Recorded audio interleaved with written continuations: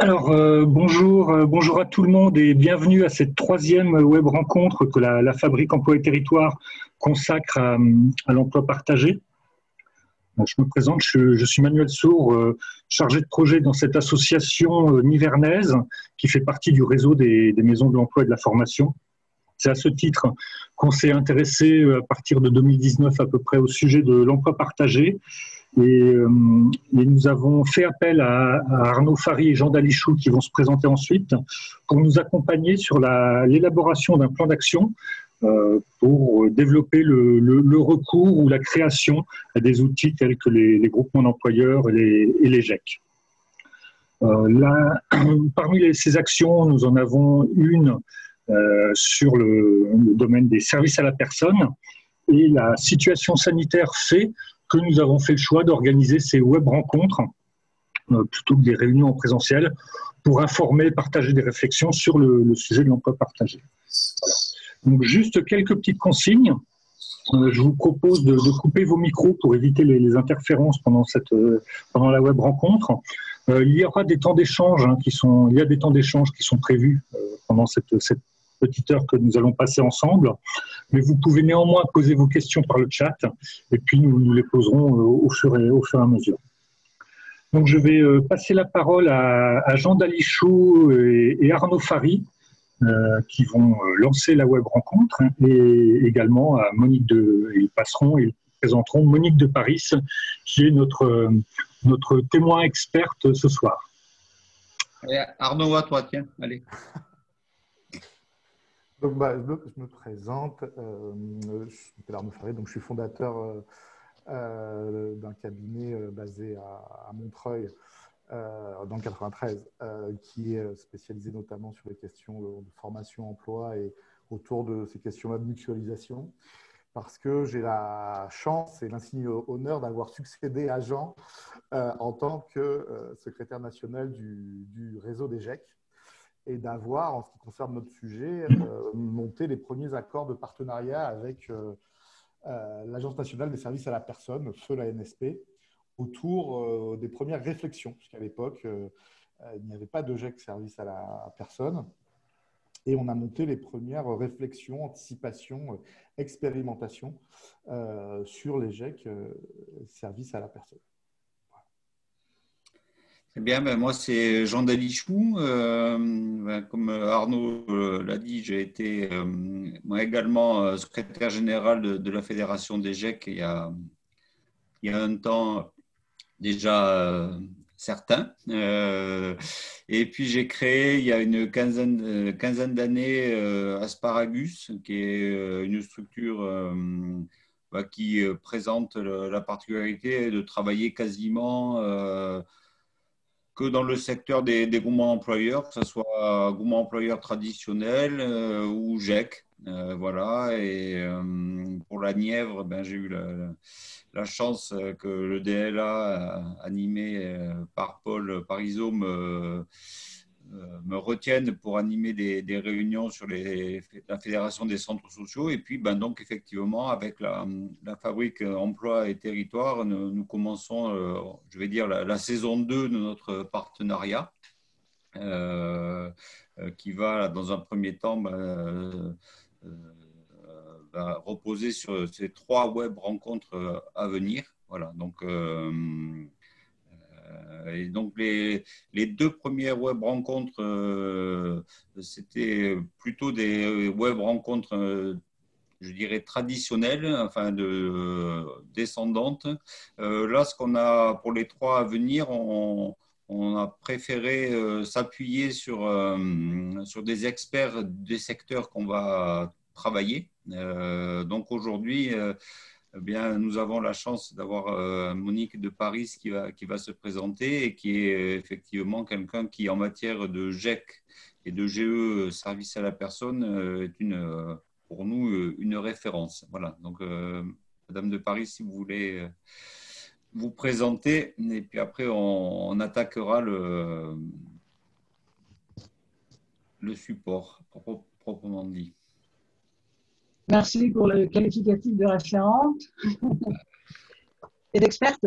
Ben oui, Alors, ben oui. comme mon nom ne l'indique pas, j'ai passé beaucoup d'années dans la Nièvre. Mes parents avaient une ferme, mon frère est toujours là, dans le nord de la Nièvre. Donc, je connais assez bien, ou plutôt, je connaissais assez bien le département de la Nièvre il y a fort longtemps aussi. Moi, j'ai commencé l'aide à domicile dans les années 2000, ou plus très précisément en 2000, où, avec la Fédération ADMR de Savoie, puisque je suis donc, j'ai atterri en Savoie depuis, on a monté une association locale dans la commune là où je suis, et donc j'ai suivi le réseau ADMR pendant plusieurs années, et c'est à ce titre-là que j'ai ensuite monté le GEC en 2010. Voilà. Parallèlement, les GEC se développant dans l'aide à domicile, on a monté un collectif de GEC.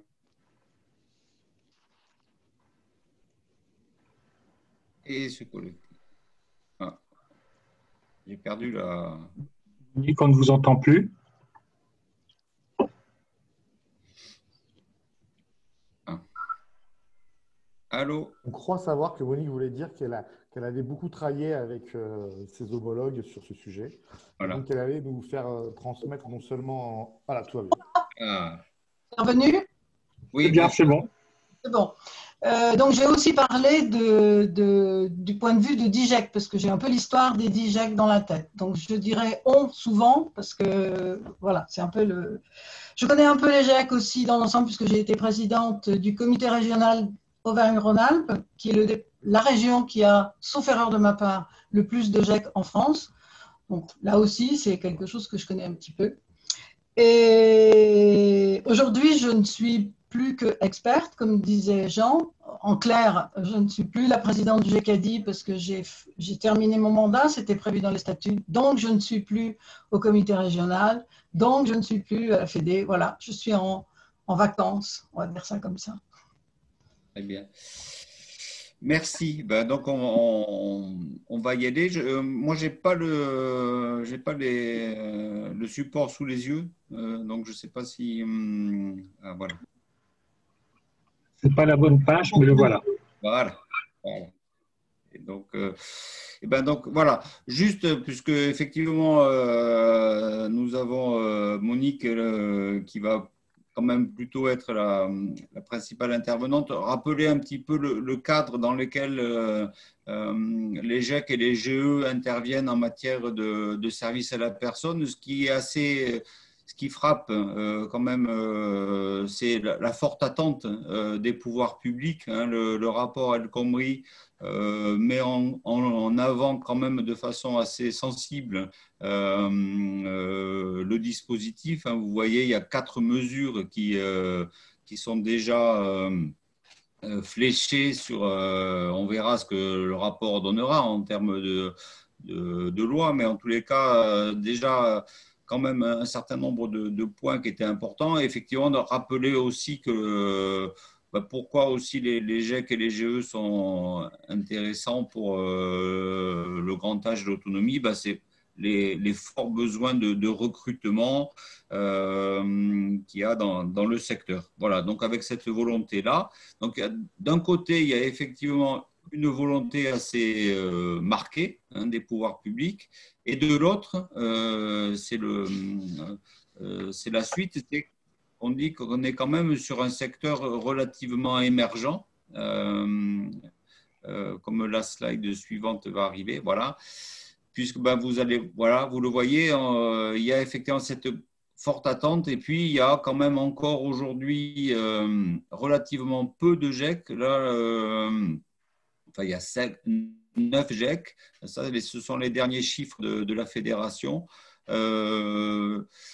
On verra tout à l'heure comment ça fonctionne dans le secteur des services à la personne. Et puis, quelques groupements d'employeurs traditionnels qui, d'ailleurs, sont souvent des créations de GEC. Hein, on le verra sur le GEC Adi Alpin. C'est effectivement une poursuite de parcours. Donc, effectivement, un petit peu, non pas c'est pas un hiatus, mais c'est en tous les cas une réflexion qu'on a entre une forte attente et puis des réalisations relativement modestes, mais qui portent leurs fruits. Ceci dit, bon, c'est aussi un des points des GE et des GEC, hein. Ce n'est pas parce qu'il y a une forte volonté des pouvoirs publics de créer que forcément les acteurs de terrain vont s'emparer de l'idée. Mais enfin, en tous les cas, voilà, sur les GEC et les GE, quelques parcours, quoi,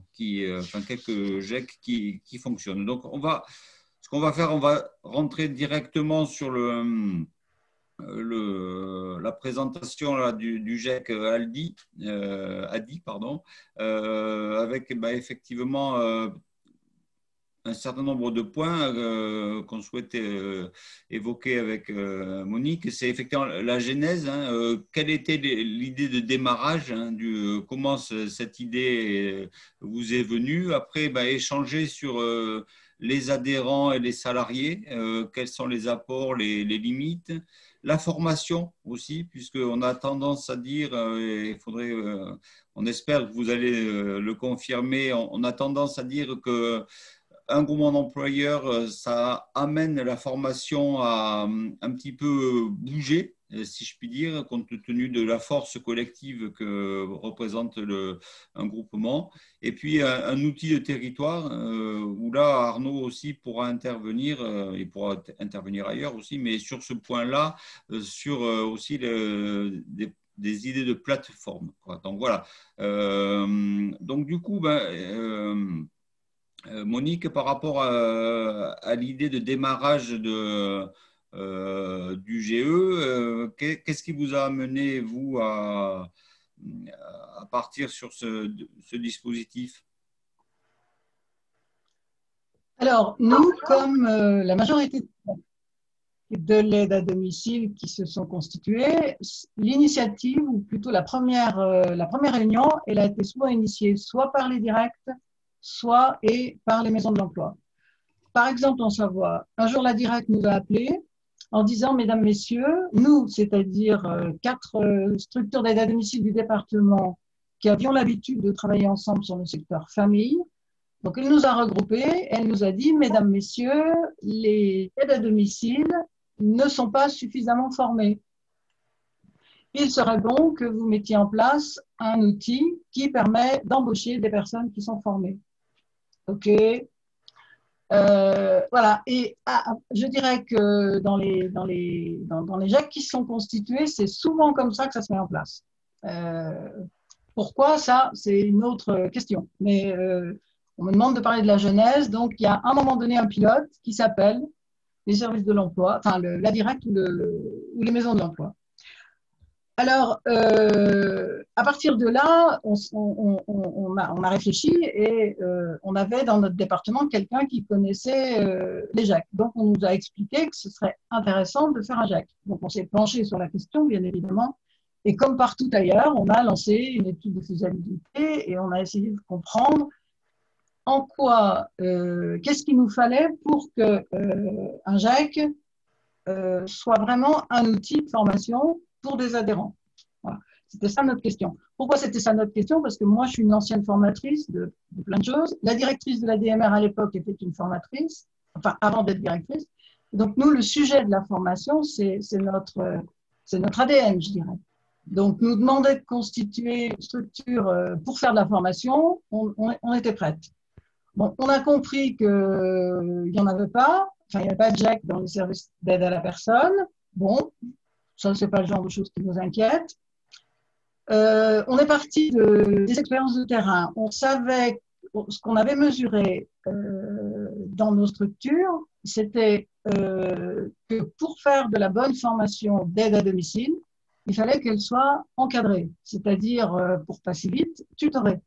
Donc, on s'est dit, il faut qu'on discute un montage qui nous permet de trouver des financements pour du tutorat. C'est-à-dire que les heures financées, parce que du tutorat, c'est pas dur, mais il fallait financer.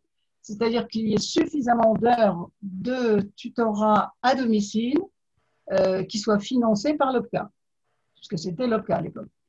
Et ça a été une bataille, on va appeler ça comme ça, parce que les tiroirs de l'OPCA Uniformation n'avaient pas prévu ce genre d'histoire. Donc, le délégué général d'Uniformation à Rhône-Alpes a fait ce qu'il fallait, c'est-à-dire enfoncer des portes ouvertes. Et on a donc négocié dès la première année 250 heures de formation financées en tutorat. Donc, quand on voit qu'à certains endroits, aujourd'hui, on entend des départements dire on va vous aider à financer 4 ou 20 heures de tutorat pour des gens que vous embauchez, vous voyez tout de suite l'intérêt qu'il y avait comment dirais-je, à mettre en place cet outil. Alors, donc, l'axe essentiel, c'était le tutorat, et le deuxième axe, c'était un outil de territoire. C'est-à-dire que sur le département de la Savoie, il y avait les représentants des 4 fédérations d'aide à domicile, il y avait des CCAS, il n'y avait pas de centres sociaux, les aides à domicile ne sont pas, les services d'aide à domicile, il n'y avait pas de centres sociaux qui s'en occupaient en Savoie. Donc, on s'est dit, si on monte un outil, il faut que ce soit les 4 cultures, les 5, mais je parlerai des CCAS après, donc toutes les cultures des services d'aide à domicile qui se retrouvent ensemble pour monter l'outil. Je ne connais pas les difficultés dans le département de la Nièvre, mais chacun sait que ce n'est pas forcément simple de mettre autour d'une table pour un projet commun, l'ADMR, l'UNA, l'ADESA et tous les autres. Donc ça, c'était une gageure et ça nous a demandé quand même 2 ans de travaux pour arriver à faire l'outil qui corresponde aux attentes de chacun des adhérents. J'insiste un peu là-dessus parce que c'est pour que les adhérents ensuite adhèrent à l'outil ou le fassent vivre, il faut qu'ils participent à la genèse. Ça me paraît important. Est-ce que là-dessus, ça suffit, Jean ? Ce que je retiens, c'est effectivement quand même un temps de maturation assez long, parce qu'effectivement, il y avait ce besoin d'abord de créer quelque chose de nouveau dans un secteur dans lequel les GEC n'existaient pas.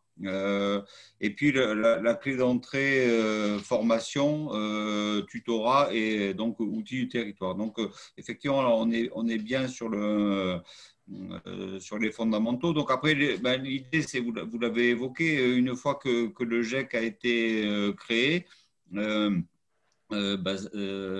se pose la question des adhérents et des salariés. Donc, les adhérents, vous avez fait un choix de plutôt partir sur de l'associatif ou est-ce que c'est aussi parti sur des… Allez-y, oui. Ouais. Alors, à l'époque, parce que c'était il y a longtemps, hein, c'était en 2007-2008, à l'époque, il y avait peu de structures dites privées qui intervenaient. Peu, au sens, oui, moins qu'aujourd'hui. Ceci dit, les quelques structures privées qui étaient là ont été contactées, mais on s'est assez vite rendu compte que, hormis les questions de TVA, mais ce n'était pas ça l'essentiel, nos cultures n'étaient pas les mêmes. Donc, on n'a pas réussi à aller loin dans une réflexion avec les structures privées. Bon, après, c'est vite posé la question de la TVA. Donc, ça, c'est un sujet clair. Avec les CCAS, on était absolument d'accord pour faire un GEC avec les CCAS, mais le CNFPT, c'est ça? Oui. Le CNFPT ne finance pas des formations qualifiantes. Donc, Uniformation a été interrogée en disant si nous faisons venir des gens des CCAS dans le GEC, est-ce que madame, monsieur l'Uniformation, vous paierez la formation des aides à domicile? La réponse, évidemment, a été non. 10 ans plus tard, la question est toujours la même. Le CNFPT ne participe pas au financement d'une formation qualifiante des CCAS. Donc, dans le GEC, on ne peut pas faire venir aujourd'hui des CCAS pour de la formation. Dans un GE, c'est différent. Mais pour de la formation, la question, c'est qui paye. C'est pas qu'on peut pas, c'est qui paye. Donc aujourd'hui, Peut-être, excusez-moi, juste suite aux questions là, que je vois apparaître sur le chat, rappelez rapidement le modèle de GEC qui est une utilisation effectivement de coûts, puisque Yann posait cette question. L'idée, je parle sous votre contrôle, mais c'est qu'effectivement le GEC embauche des salariés et le met uniquement à disposition de ses adhérents. Donc le GEC n'est pas une structure qui réalise elle-même des prestations dans le champ d'aide à domicile. Le GEC embauche, organise des parcours, comme le disait Monique, de formation, d'insertion, de qualification pour des publics effectivement éloignés de l'emploi et sur lesquels des contrats souvent en alternance n'auraient pas pu être signés. Mais le boulot du GEC n'est pas d'aller dégager, d'aller chercher ces marchés, il est de mettre à disposition ce qu'il vend. C'est une mise à disposition auprès des entreprises qui elles-mêmes vont avoir des actions dans le domaine du service à la personne. Voilà. Et effectivement, on répond à la demande des adhérents en matière de formation. Donc, par exemple, au début, on nous a demandé des formations avec des entrées-sorties permanentes sur des auxiliaires de vie. Donc, c'est quasiment le premier modèle qu'on a monté en Savoie, donc une formation d'auxiliaire de vie. Mais en fait, ça n'a pas bien fonctionné. Donc, très vite, on est venu sur une formation qualifiante des auxiliaires de vie et non pas assistante de vie. Et ça, c'est un travail qui a fallu construire, que les adhérents ont construit avec les responsables du GEC pour faire une maquette qui corresponde à leurs besoins, c'est-à-dire avoir les salariés pendant une semaine et non pas pendant 2 jours et non pas 3 jours et non pas une semaine comme dans l'apprentissage. Ça paraissait un montage compliqué. Et étonnamment, l'ensemble des GEC fait ça, c'est-à-dire on ne fait pas comme dans l'alternance une semaine en formation et 3 semaines en entreprise. On fait 2 jours en formation et 3 jours en entreprise. Ça, c'est le besoin des adhérents qui nous a fait travailler ce modèle-là et donc le proposer aux organismes de formation. C'est-à-dire travailler l'ingénierie de formation avec les organismes de formation. Ce qui n'est pas compliqué, au sens où les organismes de formation, j'anticipe peut-être sur la phrase d'après, les organismes de formation, ils ont vite vu qu'il y aurait un marché.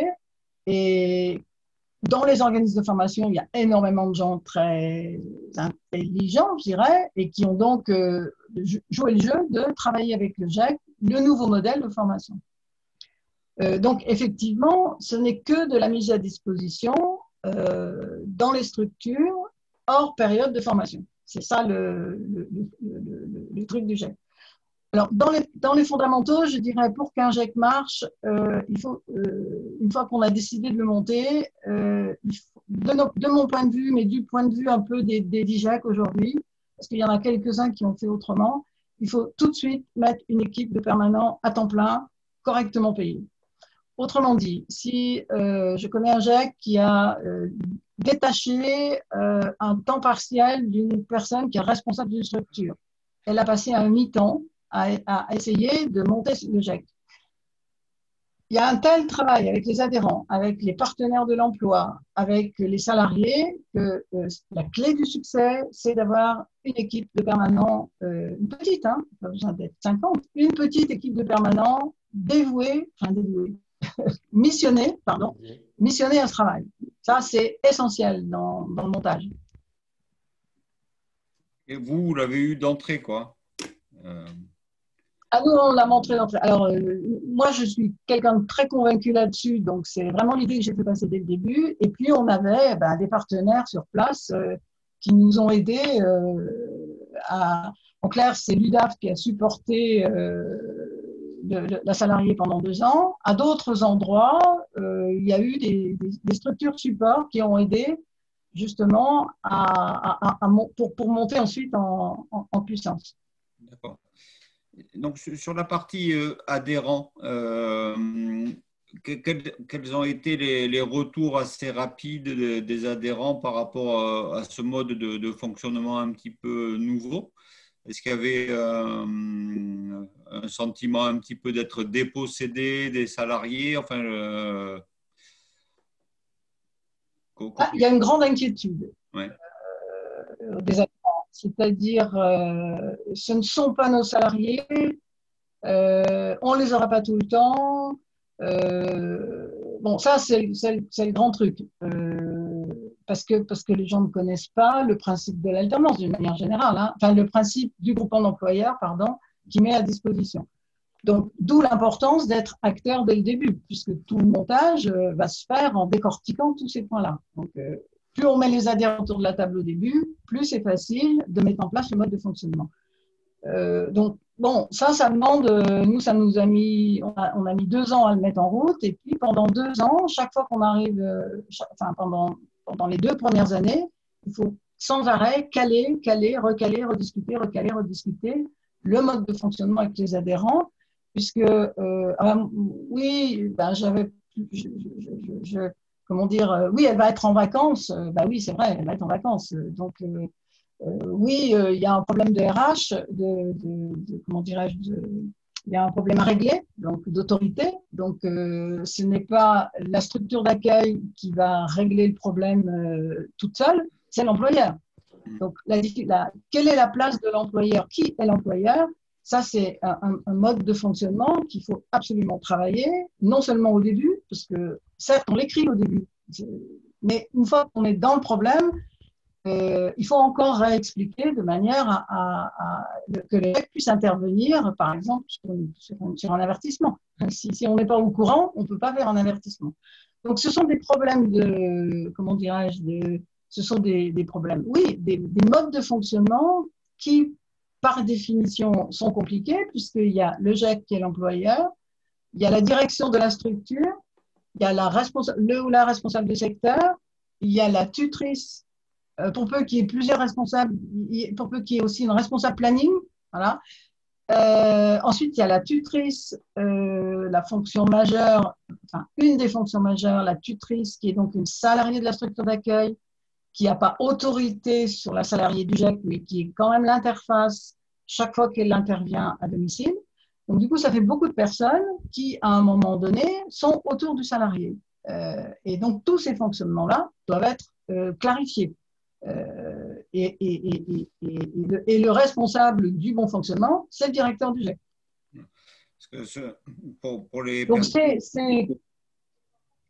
Non, Pardon ? Juste dire qu'effectivement, ce modèle-là, pour des personnes qui aujourd'hui ne découvriraient le GEC ou le GE, c'est un modèle assez spécifique qui est prévu par le Code du travail, mais qui effectivement mêle un employeur de droit qui est le GEC et des employeurs et des co-employeurs qui sont les adhérents. Donc, avec le fait que les adhérents n'ont pas autorité sur le salarié, c'est bien le GEC qui est l'employeur. Donc, c'est vrai que c'est un mode de fonctionnement qui est assez particulier. Je voulais savoir aussi du côté des salariés, quel type de salariés vous avez aussi recruté. Est-ce que c'était des personnes déjà en poste sur lesquelles vous les avez fait évoluer? Enfin, comment ça s'est passé?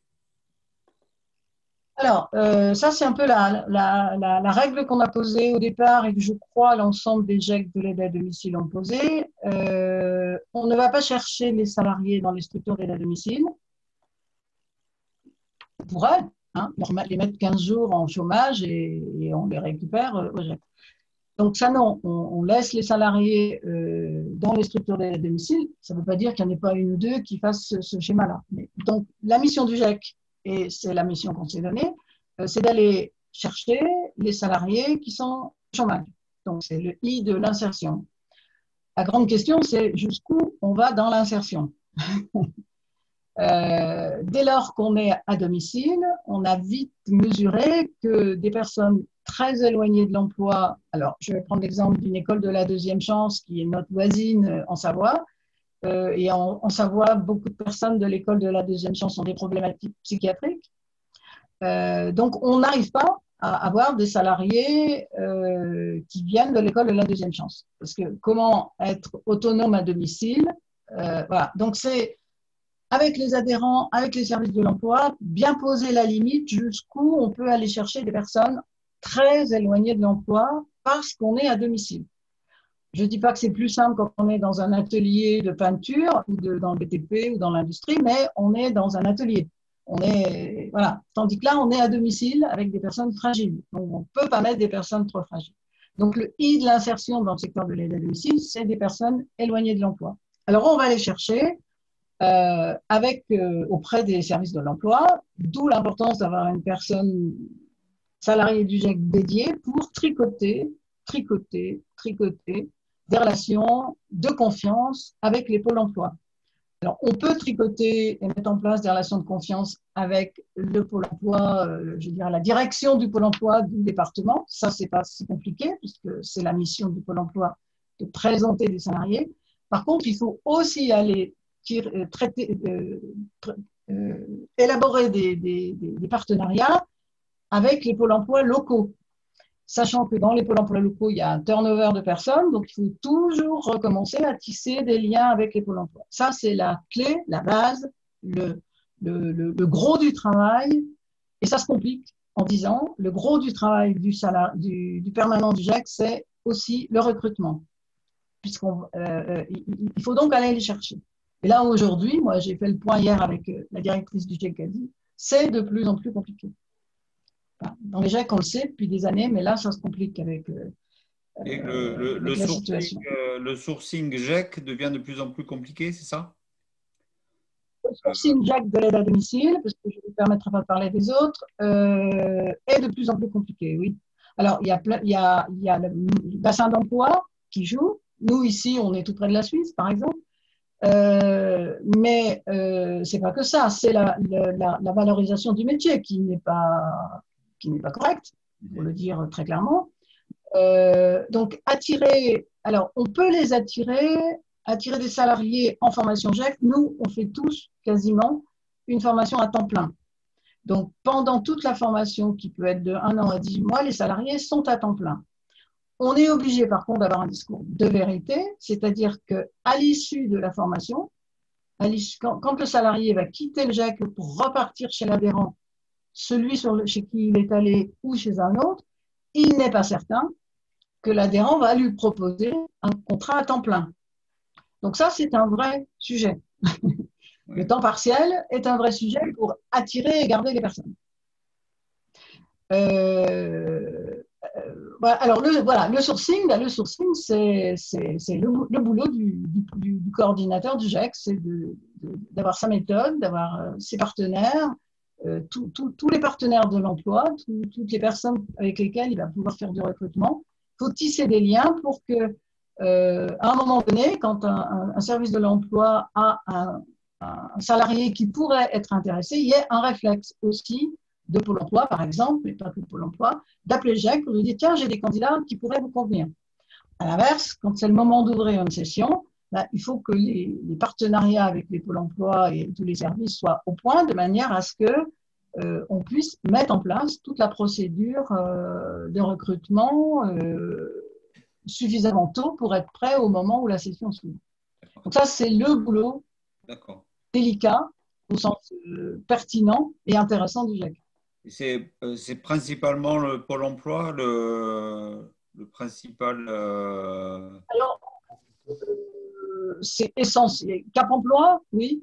Pôle emploi, Cap emploi, un peu les SIAE, mais c'est vrai que le pourcentage, vous connaissez aussi bien que moi les pourcentages de salariés, de personnes qui rentrent dans les GIEC et qui viennent des SIAE, il est tout petit. Oui. Parce qu'il y a des personnes, pour nous surtout, c'est trop éloigné de l'emploi. On a des personnes qui viennent qui sont…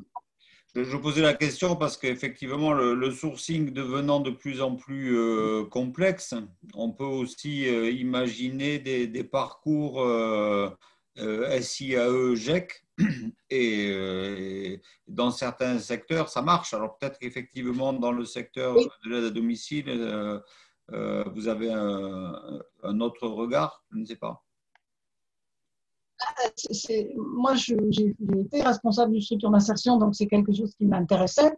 Mais comment, dès lors qu'on a une personne en difficulté d'autonomie notamment, comment la proposer pour pour la mettre chez monsieur machin, monsieur Dupont, qui a 95 ans, qui est agressif, sa fille ne supporte pas qu'on vienne l'aider, et donc il va falloir que cette personne en grande difficulté aille vers les personnes âgées avec des relations compliquées. Donc on se rend compte de la limite, c'est pas parce qu'ils sont en insertion, hein, c'est parce que les personnes ont d'autres problématiques que nous, on ne peut pas gérer à domicile. C'est ça notre problème. Alors, le sourcing, c'est aussi les adhérents. C'est-à-dire que tous les adhérents ont par leur réseau interne des personnes qui peuvent soit les appeler pour venir travailler chez eux, soit eux ont leur propre réseau et peuvent nous proposer au GEC des salariés en disant « j'ai vu telle personne, elle me paraît intéressante, on pourrait la former » et donc ils nous la proposent au GEC pour la garder ensuite, évidemment, en contrat de pro et essayer de la mettre dans les parcours. Voilà, les deux grandes entrées, c'est les adhérents et les services de l'emploi. D'accord. Il y a des questions, Arnaud, On t'entend pas, Arnaud. Coupé. Arnaud, tu as coupé ton micro? Non, oui. C'est bon. Je vois Véronique qui met, les AI mettent aussi à disposition des personnes en autonomie. Oui, au niveau du principe, il n'y a aucun problème. Je crois que tous les GEC sont d'accord avec ça. Ce qu'on peut constater, donc, je pense que ce n'est pas parce qu'on est tous les uns et les autres mauvais, c'est dans la réalité, les 10 GEC, les 9, ils sont 9, ont eu du mal comment dirais-je, à faire rentrer dans le dispositif GEC de l'aide à domicile, hein, des personnes qui viennent soit des AI, soit des SIE. Voilà. Donc, et la réponse a toujours été, on a souvent des personnes assez éloignées. Il faut continuer à travailler cette question. Moi, je pense que l'État nous attend aussi beaucoup là-dessus. On le sait. Et au début de votre propos, vous parliez de l'importance du double tutorat. Oui. Est-ce que vous pourriez revenir là-dessus, sur ce point-là? Comment ça se passe en fait, oui, le tutorat dans un GEC, service à la personne? Alors, je pense que les personnes qui sont là autour, il y a donc la fonction première du GEC, c'est de faire l'accompagnement social et professionnel, c'est-à-dire le suivi professionnel du salarié qui est en formation et le suivi social, c'est-à-dire des difficultés qu'il peut rencontrer. Donc ça, c'est l'ADN du GEC qui suit la personne dans son ensemble. Donc, par exemple, en Savoie, on a été un moment spécialiste des femmes battues, c'est comme ça. Voilà, on avait des salariés femmes battues, il fallait décortiquer ce problème. Ensuite, la fonction tutorale à domicile. Alors, le GEC donc repère avec ses adhérents dans les structures des personnes qui pourraient être, comment dirais-je, tutrices, c'est-à-dire accompagner un salarié en formation. Alors, ça veut dire que une chose est d'être une aide à domicile reconnue, compétente, diplômée. Une autre chose est d'être une aide à domicile qui sont en capacité d'exercer une fonction tutoriale. Donc là, du coup, on propose de la formation, 3 jours, je crois, 3 jours de formation aux aides à domicile repérées par les structures pour qu'elles deviennent tuteurs. Gracieusement, je dirais. Elles n'ont pas un salaire supérieur pendant ce temps-là. Alors, ça, c'est une fonction intéressante, avant de parler des salariés, c'est une fonction intéressante pour les aides à domicile dans les structures. C'est extrêmement valorisant. Soit elles-mêmes par rapport à elles, parce qu'elles deviennent encadrants, formateurs, par rapport aux bénéficiaires, elles acquièrent une aura quand même spécifique, et par rapport à leur employeur, parce que du coup, elles deviennent des personnes qui sont interpellées par leur employeur, et donc reconnu. Donc, voilà, ça c'est intéressant. Ensuite, donc, la salariée du GEC arrive chez monsieur Dupont, on va l'appeler comme ça, le bénéficiaire, avec la salariée de la structure, qui elle-même est donc rémunérée par sa structure, c'est normal, et la salariée du GEC, elle est rémunérée par le GEC sur les fonds tutorats. Donc, ensuite, on a un cahier de suivi et tout un mode opératoire qui va être adapté selon les GEC, tout un mode opératoire pour travailler avec l'aide à domicile en tutorat et l'aide et la tutrice sur comment et qu'est-ce qu'on suit, quelles sont les fonctions, quelles sont les pistes de travail du tuteur, c'est-à-dire qu'est-ce qu'il observe et comment il fait remonter au GEC les observations qu'il fait. Enfin, c'est donc comment on travaille la fonction tutorielle. Okay. Juste peut-être suite aux et questions. Ça, c'est 250. À peu près 200. Maintenant, on est repassé on a démarré à 250 heures. Aujourd'hui, on a 220 heures pour une auxiliaire de vie par an, ce qui est bien. Avec du coup, peut-être pour rappeler, suite aux questions de l'assistance et notamment de Yann, les objectifs formation des contrats de professionnalisation, c'était, si vous pouvez les rappeler. Alors, l'objectif formation, c'est de faire de la formation qualifiante. C'est ça l'objectif? Oui, mais ça, c'est un objectif? Oui, les qualifications que vous visiez, en fait. Vous, voilà, les qualifications visées. Donc, on a donc le titre ADVF, la formation, le diplôme DES et les TISF. Ça a été une demande des adhérents. En Rhône-Alpes, donc on a monté une formation TISF, donc travailleuse familiale. Il y a un GEC qui, je crois que c'est Bordeaux, qui a démarré ou va démarrer aide-soignante. Donc ça, c'est une piste de travail pour beaucoup de GEC. C'est comment faire pour faire de l'aide-soignante. Alors pareil, l'aide-soignante à domicile, pas l'aide-soignante en structure, hein, pour les SIAD. Donc ça, c'est une piste de travail, une piste de développement. Donc essentiellement, les diplômes de l'EDF. Oui. Avec du coup, en termes de taux d'obtention de qualification, en gros, les stats que vous aviez, combien de personnes? Alors les stats, elles sont qualifiées à 90 ou 12%. Ça, c'est je ne les ai pas sous les yeux, j'avoue, mais c'est autour de ça. Donc les taux de sortie, les taux de réussite à l'examen sont bons. Oui, plus de 90% pour l'ensemble des GEC, je crois. Il était sur le slide tout à l'heure de Jean, je crois que c'est ça. C'est ça. C'est notable. Donc là-dessus, oui. On connaît la modestie les résultats des directrices et directeurs de GEC, mais quand même, c'est notable d'arriver à ce taux de qualification. Oui. Oui, je crois qu'on peut être content, effectivement. Donc ça, c'est même la moyenne, hein, ce qui veut dire qu'il y en a qui sont à 96, 17, 18, et puis d'autres un peu moins. La sortie positive à l'emploi, c'est-à-dire, alors effectivement, quand on disait, alors ça dépend comment on regarde les choses. Si on regarde la sortie positive à l'emploi, elle doit être de 70 ou 75%. Donc c'est satisfaisant, surtout quand on a fait de la formation avant et qu'on sait comment ça se passe. Après, quand on est adhérent, évidemment qu'on a pris 2 salariés avec le GEC et cette année-là, les 2 salariés du GEC ne sont pas restés chez l'adhérent. Donc, si on dit aux adhérents, on a des taux de sortie positive à l'emploi, c'est-à-dire les personnes sont formées et restent dans le secteur de l'aide à domicile, pas forcément chez vous, mais restent dans le secteur, à 70 ou 15%, ce sont des bons taux. Sauf que si on est adhérent et qu'on n'a pas gardé les salariés, on dit oui, mais moi, ça fait 2 ans que j'en prends 2 et qu'elles ne restent pas. Ah, ça, c'est le grand sujet. La grande difficulté pour les adhérents, c'est comment être satisfait d'un dispositif dès lors que, in fine, le salarié ne reste pas dans ma structure. Donc, j'investis alors que le salarié ne reste pas dans ma structure.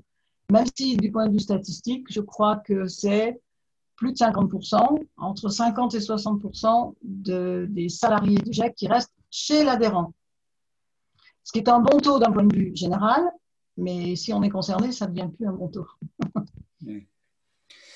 Vous avez évoqué tout à l'heure le fait que parfois, après avoir été salarié à temps plein, si je puis dire, dans le GEC, il peut y avoir aussi des personnes qui sortent et qui ne sont finalement employées qu'à temps partiel.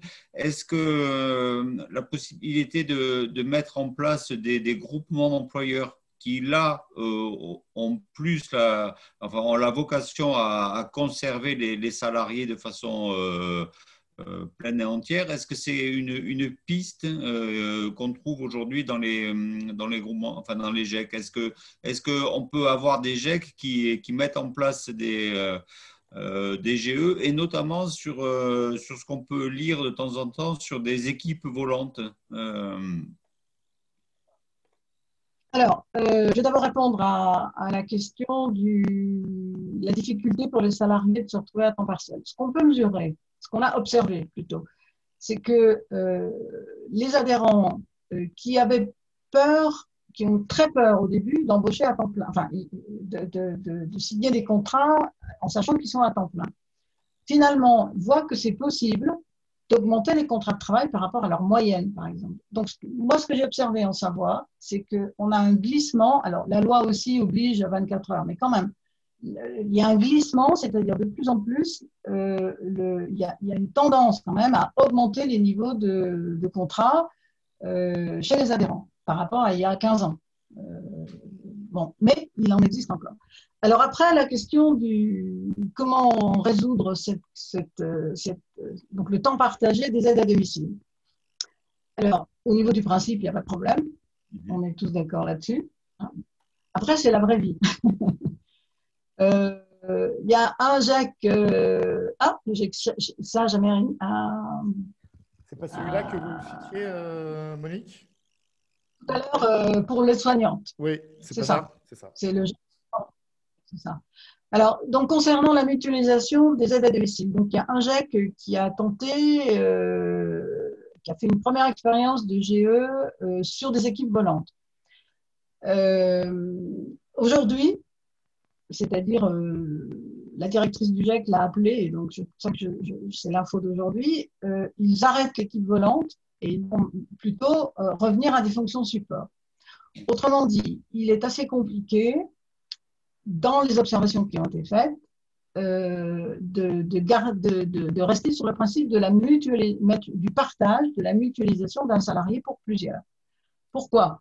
Alors, il y a peut-être un problème de culture d'adhérents, on va dire ça, hein. On revient à l'histoire du début, c'est-à-dire est-ce qu'on est bien engagé sur un outil collectif? Donc, je pense que ça, c'est un vrai sujet. Après, l'autre vrai sujet, c'est qu'il y a un tel déficit que la tendance des adhérents est de dire cette salariée-là, moi, je veux la garder. Donc, il y a un retour, il y a plutôt un peu comme, moi, j'ai essayé de faire ça à la DMR en Savoie, on avait essayé de mutualiser des aides à domicile à plusieurs associations locales. Ça n'a pas marché parce que, ben voilà, elles repartaient chacun.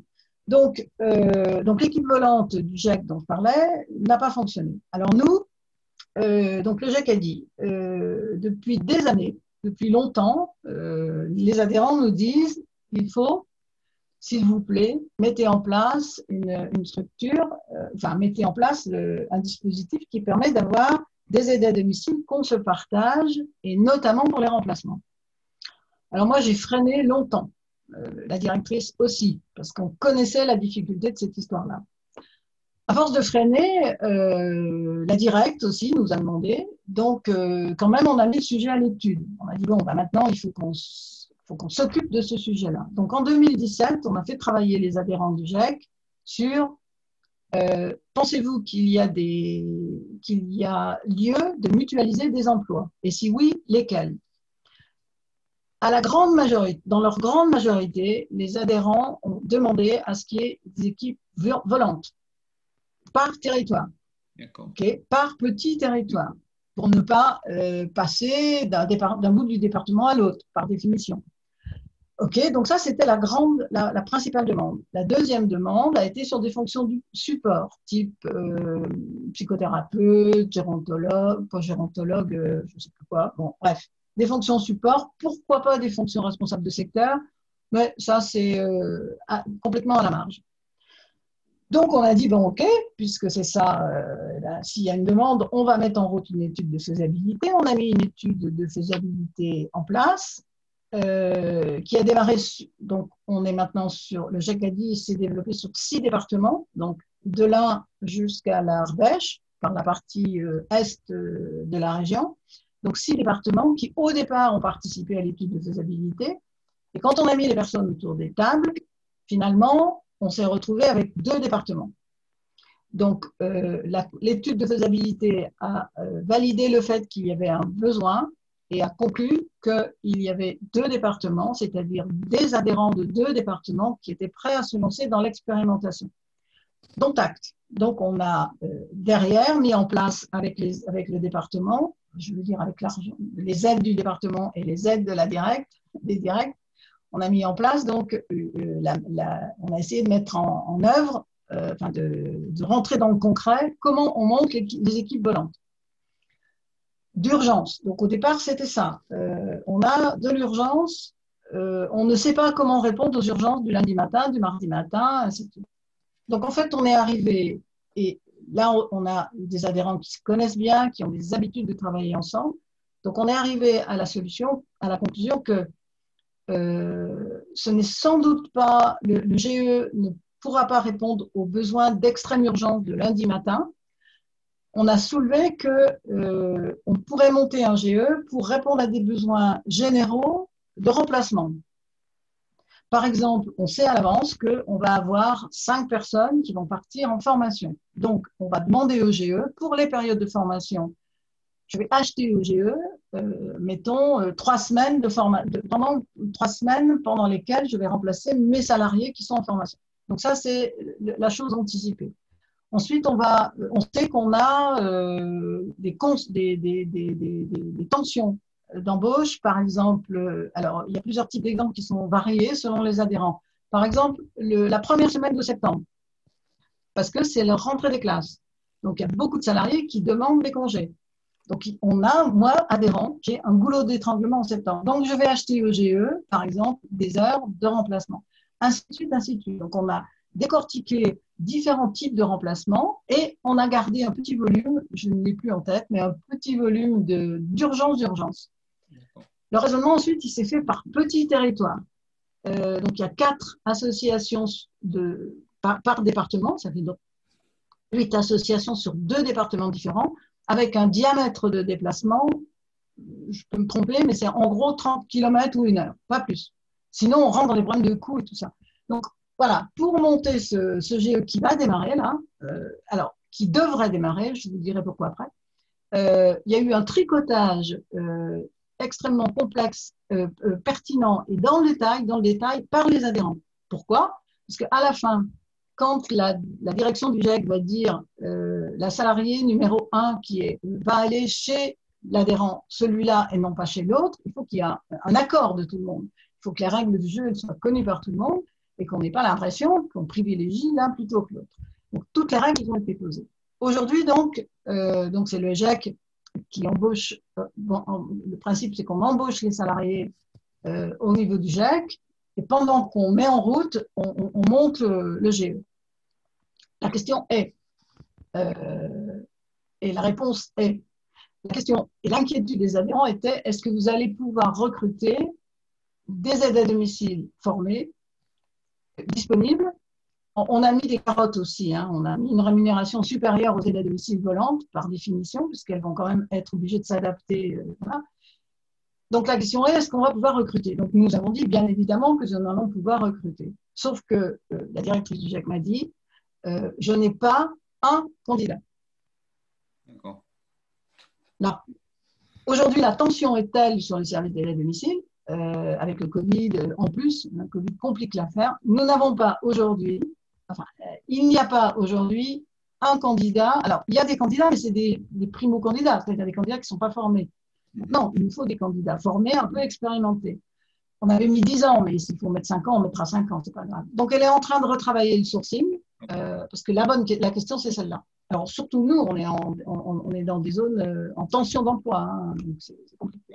Et justement, par rapport, je me permets d'intervenir. Est-ce que justement, aujourd'hui, il y a une réflexion sur des mises en place de plateformes? Est-ce que ça pourrait être un élément intéressant, Arnaud, sur les plateformes Oui, il y avait une question de Manuel, peut-être d'abord sur cette question des blocs qui n'existaient pas en 2010 à la création du GEC. Vous, ça vous apparaît intéressant de viser non pas une certification totale, mais un bloc de compétences, alors avec derrière les impacts en termes de rémunération que ça peut avoir. Et puis deuxième point, est-ce que tout ce travail hyper structurant sur le territoire dont vous avez parlé, est-ce que ça a attiré l'attention du conseil départemental, éventuellement de l'ARS, sur ces notions de plateforme, de guichet unique qui apparaissent dans le rapport El Khomri? Alors, je ne vais pas savoir répondre à la deuxième partie parce que j'ai pas suivi cette. Moi, depuis le début de l'année, j'ai quand même lâché le GEC et la fin de l'année dernière, on a été pris par des problèmes qui font que je n'ai pas suivi ces histoires de plateforme. Je sais que la directrice du GEC est en train d'intervenir sur ces questions-là. Concernant les blocs de compétences, alors c'est vrai que nous, les fondateurs du GEC, notre souci essentiel, c'était de vraiment former et qualifier les personnes. J'espère qu'aucun des personnes qui nous écoutent là va se sentir, donc des structures d'aide à domicile, va se sentir blessé dans ce que je dis, mais nous avions à l'époque des adhérents qui étaient craintifs sur le fait de qualifier, donc de rémunérer plus les salariés. Donc nous, notre cheval de bataille, c'est la formation qualifiante. Un, parce que c'est important, je ne vais pas faire de dessin là-dessus, et deux, parce que ça ouvre des passerelles vers d'autres choses. Donc ça a été vraiment notre credo. Maintenant, et mettre des personnes en parcours de formation pendant 1 an ou 18 mois sur les TISF, voire 2 ans, c'est une démarche qui nous paraissait intéressante. Faut-il aller, comme effectivement ça a l'air d'être le nouveau chantier, faut-il aller sur des blocs de compétences? Je ne sais pas. Ma réserve à moi, alors là je ne parle qu'en mon nom, ma réserve à moi c'est de faire attention qu'on ne s'arrête pas en route. C'est-à-dire que est-ce que vraiment on veut faire de la formation avec les aides à domicile? Après, que ça coûte plus cher, alors c'est le problème de l'État quelque part. Effectivement, tant qu'on ne rémunère pas les gens et qu'on ne met pas l'argent. Ou de l'OPCO. Ça peut être aussi l'OPCO qui s'occupe des salaires. C'est vrai. Ok. Je crois que. C'est surtout le problème des conventions collectives qui font qu'un salarié formé coûte plus cher qu'un salarié non formé. Ok, mais qu'est-ce qu'on veut? Voilà. Donc nous, on a monté les choses comme ça et c'est notre cheval de bataille. Alors 10 ans plus tard, il faut sans doute regarder les choses autrement. J'avoue que là-dessus, je ne veux pas me prononcer parce que je n'ai pas travaillé cette question. Merci. Voilà. Ok, donc on a bien vu, hein, merci beaucoup hein, Monique pour votre intervention très claire et puis très structurée. Il reste peut-être, mais vous l'avez évoqué rapidement, les spécificités. Donc effectivement, il y a la mixité des structures visées, mais vous l'avez évoqué tout à l'heure en disant c'est plutôt aussi un problème de culture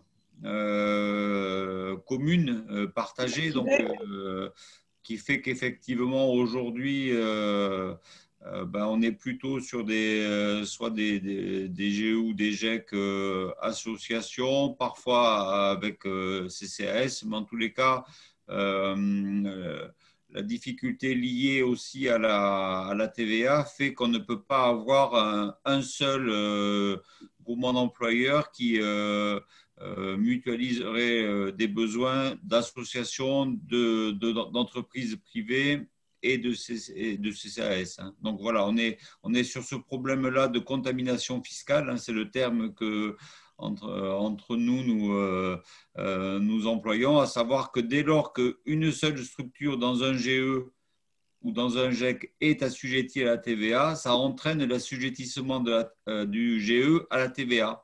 Ce qui fait qu'effectivement, les structures qui sont non assujetties vont supporter des facturations avec 20% de plus sans pouvoir récupérer la TVA. Donc, du coup, on a aujourd'hui, c'est aussi dans le cadre, par exemple, du médico-social, vous avez des GE ou des GEC non fiscalisés et à côté comment dirais-je, des GE ou des GEC fiscalisés. Donc, voilà, cette problématique-là de mutualisation de TVA, indépendamment de la culture commune. Quoi. Voilà. Est-ce qu'il y a des questions ou des ajouts, voilà, ou des ajouts que vous sauriez intéressé. Arnaud, tu n'as pas un train, toi? Si, alors je suis désolé, je dois vous quitter parce que j'ai un train à prendre. Merci beaucoup pour votre participation et à bientôt. À bientôt, Arnaud. Bon Merci retour. Arnaud. Voilà. Merci à vous. Et bon courage pour rentrer à Paris. Par rapport un petit peu aux propos de Monique, par rapport à ce qu'elle a pu, est-ce qu'il y a des interrogations, des questions, des compléments à apporter? Vous pouvez ouvrir vos micros si vous le souhaitez et poser vos questions directement. Oui. Je rappelle toujours lors des web rencontres que la première personne qui pose une question se voit offert par la Fabrique Emploi et Territoire un week-end dans la Nièvre.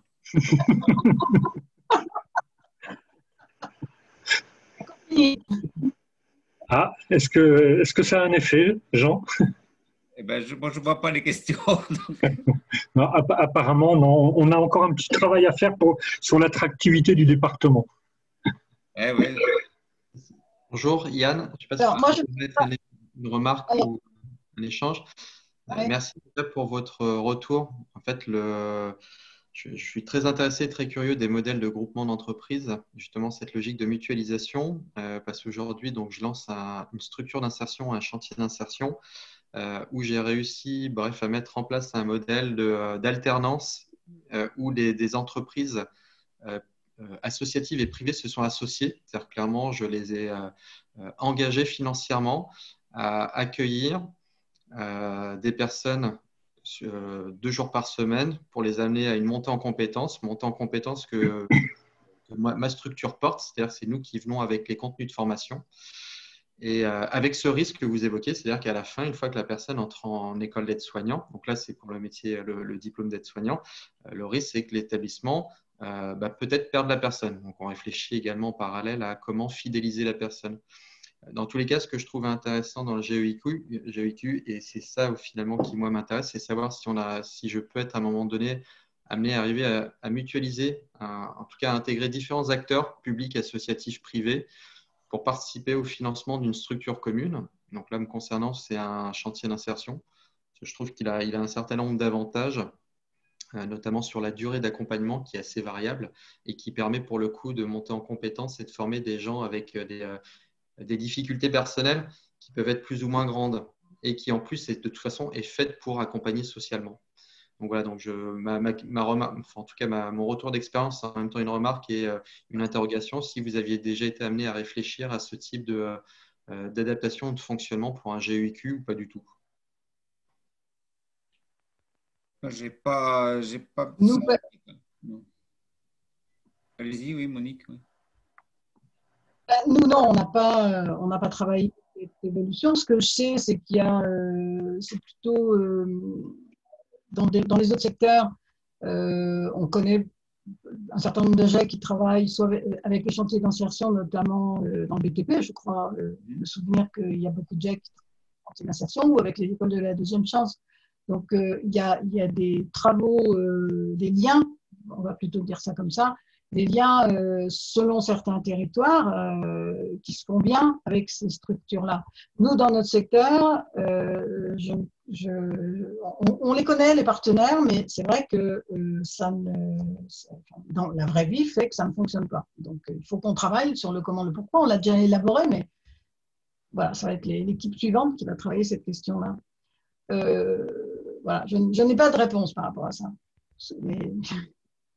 Non, il n'y a pas de réponse et en même temps, le fait qu'il n'y ait pas de réponse, voilà, ça illustre peut-être la difficulté. Mais dans le modèle que vous avez aussi présenté, vous avez insisté sur le fait qu'il y avait des entreprises, etc. Donc peut-être qu'effectivement, il faut peut-être soit on reprend un temps d'échange, si vous voulez, après, pour essayer de voir quelles pistes vous pourriez avoir, quoi. Mais en tous les cas, oui. Aujourd'hui, c'est vrai que, comme l'a dit Monique, le problème du sourcing emmène quand même à élargir le champ si je sors un petit peu du champ du service à la personne pour pas mal travailler dans des GEC ou des GE, on voit qu'aujourd'hui, le sourcing amène les entreprises à aller vers des publics vers lesquels elles ne seraient pas allées encore, ne serait-ce qu'il y a 3 ou 4 ans. Hein, voilà. Oui. Oui. Ok. Mais écoutez, avec plaisir dans tous les cas pour avoir un temps d'échange dédié. D'accord, ben je demanderai à Manuel Sourde de me donner vos coordonnées, je vous appellerai. Merci. Oui, pas de souci. Est-ce qu'il y a d'autres questions, d'autres remarques? Alors moi, j'avais envie d'ajouter que, de façon générale, les GEC, GE, et dans ce secteur-là aussi, c'est un bel outil de territoire. Pourquoi? Parce que on met autour d'une table tous les acteurs tous les acteurs d'une filière. Que ce soit les employeurs, les services de l'emploi, nous concernant le département, puisque le financeur des services d'aide à domicile, c'est le département. Qu'est-ce qui manque encore? Les organismes de formation, ça crée des dynamiques entre les différentes structures qui sont des bons leviers du travailler ensemble, si c'est ça qui est intéressant pour certains territoires, qui donnent des circulations d'informations, qui donnent des échanges de pratiques entre, pour nous, notre secteur qui est pas facile à mélanger les cultures différentes. Donc, autour d'un GEC, on est obligé de parler de cultures différentes. Donc, ça, c'est intéressant. Une fois que le GEC s'est posé sur un territoire, le département l'interpelle, lorsqu'il réfléchit à la problématique du secteur, on devient un des acteurs sur un sujet donné quand le département organise une réunion. Les directs nous interpellent quand ils ont des projets pour voir notre avis, voire nous demander d'avancer sur des sujets. Donc, alors, Arnaud le dira bien mieux que moi, évidemment, mais je pense que c'est vrai. Notre expérience le montre.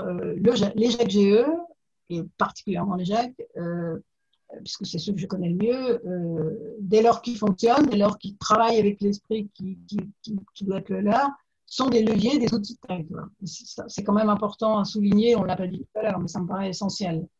Non, c'est essentiel. Et puis, ce qu'on observe, nous, c'est qu'effectivement, vous l'avez évoqué au début, 2 ans de maturation fait qu'aujourd'hui, 10 ans après, vous êtes sur 6 départements. Je veux dire par là que c'est un outil qui est de territoire, qui fonctionne toujours très bien. Que ce soit le GE ou le GEC, et qui apporte effectivement des réponses. Et on le voit bien aujourd'hui. Hein. Ce matin, j'étais au téléphone avec un GE culture. La personne me disait, compte tenu des circonstances, j'observe que quand même notre GE, nous continuons à créer de l'emploi, alors que le secteur culturel est complètement sinistré. On y arrive. Donc, c'est vraiment un outil de territoire, un outil d'emploi. Et c'est vrai que aujourd'hui, on observe que très, très peu de branches professionnelles restent en dehors du mouvement. Et donc, du coup, effectivement, ça devient de plus en plus un outil d'attractivité du territoire. Et puis, on va espérer que ça continue dans la Nièvre et ailleurs. Voilà. Mais c'est vrai que c'est un outil intéressant. Oui, on va essayer de faire en sorte que ça continue et que ça se développe dans la Nièvre, Jean. Voilà.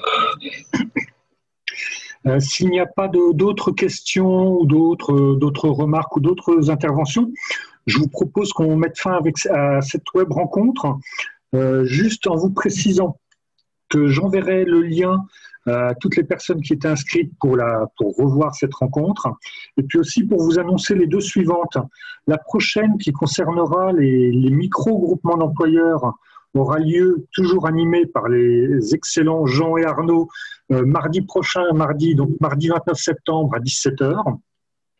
Et une autre à venir en courant octobre sur les GEC en viticulture, car on a également un projet de GEC en viticulture sur le secteur de Sancerre-Pouilly. Voilà, bien écoutez, oui, Jean. Non, mais remercier vraiment Monique, parce que je trouve que votre intervention elle a vraiment éclairé de façon vraiment très nette le dispositif des GEC service à la personne, qui quand même est, vu de l'extérieur, est quand même complexe. Je veux dire qu'un GE bâtiment, on va dire que ça va. Un GE dans le service à la personne, il fallait à minima votre intervention, et je voulais vraiment vous remercier, quoi. Voilà. C'est d'ailleurs pour ça qu'on refait venir Monique dans la Nièvre début octobre, pour qu'elle nous fasse part, qu'elle nous fasse part, oui, de ses compétences dans ce domaine, effectivement. Très bien, alors. Très bien, merci beaucoup à tous, et puis bonne fin de journée, et à bientôt alors. Merci, au revoir. Merci. Et merci beaucoup encore, Monique. Au revoir. Et au revoir à tous.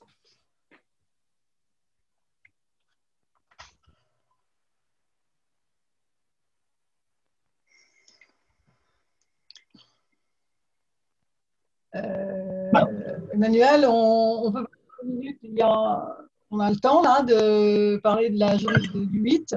Ah oui, alors on peut en parler relativement rapidement. Là, j'ai 10 minutes, un quart d'heure devant moi, parce que je vais devoir partir après. Arrête l'enregistrement peut-être, non? Ouais.